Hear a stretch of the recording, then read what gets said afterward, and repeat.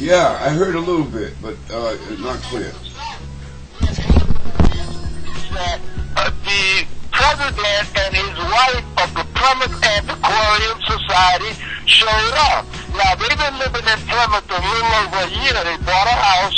The wife is a retired teacher, history teacher from New York. They just discovered another black project down in Plymouth, and they're doing archaeological digs on it. So they have been trying to ask everybody, where was the party grave site? We were out there taking pictures of the site, and they showed up. And when they showed up, man, they gave me all that information. They're going away for 2 weeks, but when they come back, they want to join the party grave organization, so things are moving. How many wars have there been? But listen, how many wars? Go ahead. Listen, I got one. I'll tell you about it in season when I get over there. Okay, the synchronicities. Don't forget today's Friday 13th. That's good luck for us. Friday the 13th. All right. That's good luck. I'll see you tonight. Okay, guy. Money or gold or oil. Every war in history is about what? Two things: self-defense and liberating people. Even Hitler claimed self-defense. Right. But if we were naturally violent, why couldn't a national leader just say, look, you all are naturally violent. I'm going to pay you to go kill people who are just like you. Nobody would fight. If human beings are naturally violent, why would the greatest problem of every army in world history be when a battle begins, how do you stop soldiers from running away? And why would governments have to manipulate our love in order to make us go to war? Don't let anybody make you think that God chose America as his divine, messianic force to be a sort of policeman of the whole world. God has a way of standing before the nations with judgment, and it seems that I can hear God saying to America, you're too arrogant. Not only are wars inimical to our freedom, they are also cancers for democracy. In the last 50 years, the United States has seen a parade of wars that never served our own interests. I am personally appealing to you to investigate the death of Abdul Rahman Alawaki, a 16-year-old American citizen born in Denver, Colorado in 1995, whose life was taken by a U.S. drone strike in Yemen on October 14, 2011.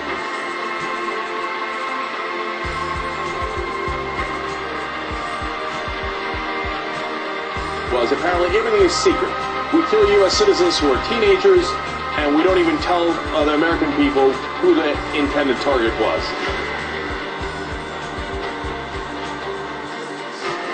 What can't our government do? And what can they keep secret? The Department of State has publicly urged U.S. citizens not to travel to Yemen and has encouraged those already in Yemen to leave because of the continuing threat of violence. But I've got to ask the spokesperson from the National Security Council, are you referring to the threat of violence from Al-Qaeda or from us? Now we're not just holding teenagers, we're killing teenagers. We're not just torturing people, we're executing them. And they're not just citizens of another country, they're citizens of our country. As Iraq veterans against the war, we are resisting an occupation we once risked our lives for. We swore to support and defend the Constitution of the United States of America, but we found out the hard way that the greatest enemies of the Constitution are not to be found in the sands of some far-off land, but rather right here at home. Do I think that our actions in any way violate the War Powers Resolution? The answer is no. So I don't even have to get to the constitutional question. You take an oath of office to obey the Constitution. If we don't know what it says, how can we take the oath? The Constitution is very clear. You don't go to war without a declaration. And we allow our presidents to do this. This just means that, the constitutional process and the economic situation in this country is totally out of control. If America indeed has something good to offer, the cause of peace, prosperity, and liberty, it must be spread through persuasion and by example, not by intimidation, bribes, and war.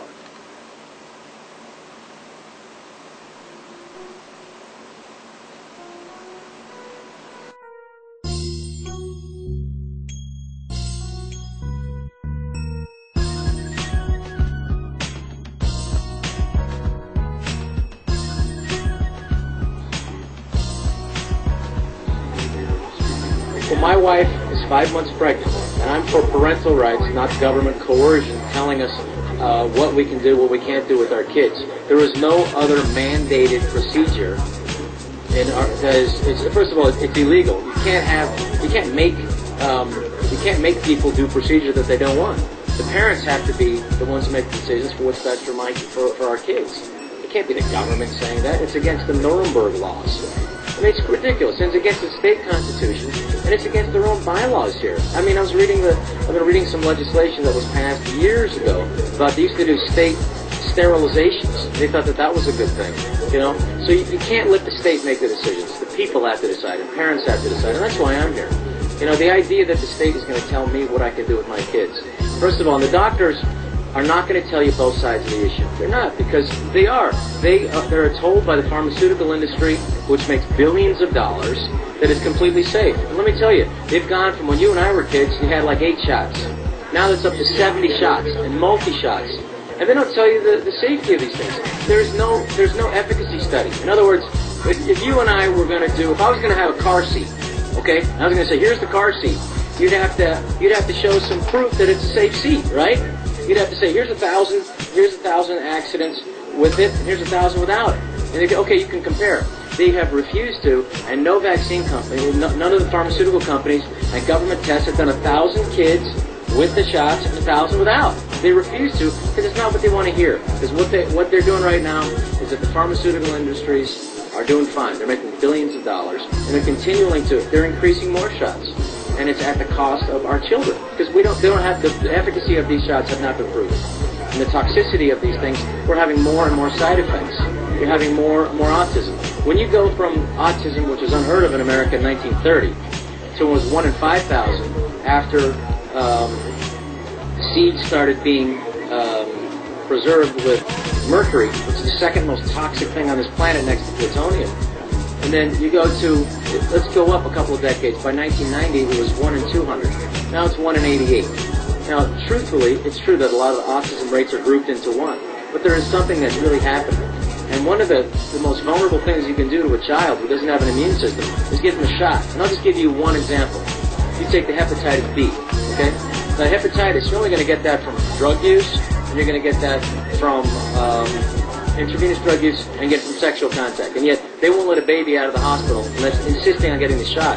I'm sorry, there's an unnecessary shot that they don't need to have, well, especially when the baby's immune system isn't developed. The baby's immune system is the mother's immune system.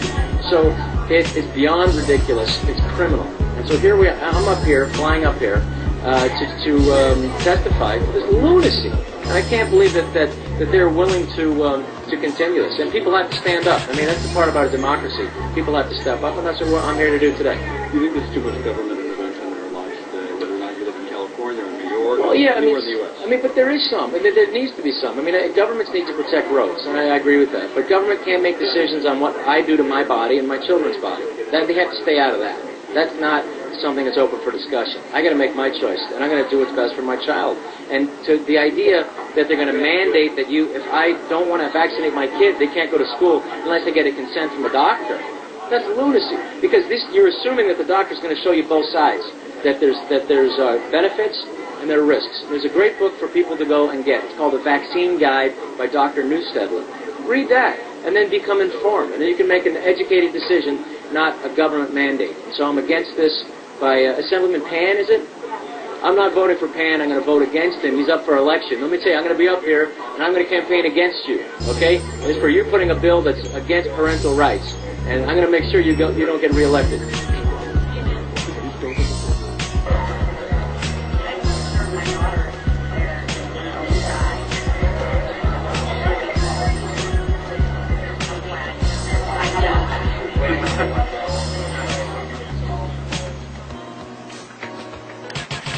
Universal coverage. I want everyone in Massachusetts and this country to have insurance. So now we're saying, everybody come on in. Everybody in, nobody out. Universal health care. That's what I'd like to see. We're also going to make sure people can't be denied on the basis of pre-existing illness. It will be against the law for insurance companies to deny you coverage because of a pre-existing condition.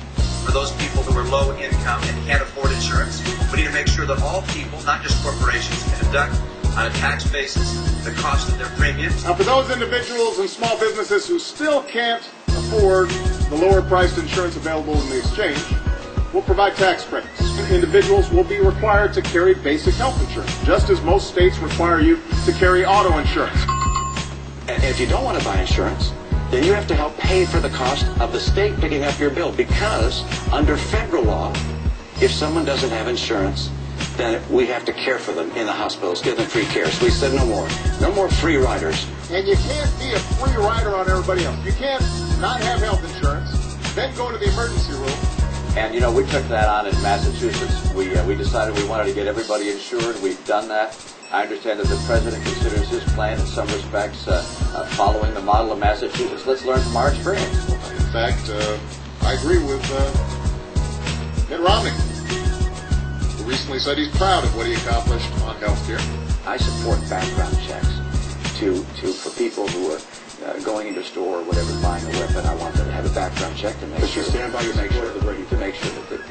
the crazies don't buy guns, because we can make certain that those who are mentally deranged are not getting hold of handguns. Law-abiding private United States citizens. Law-abiding gun owners all across America.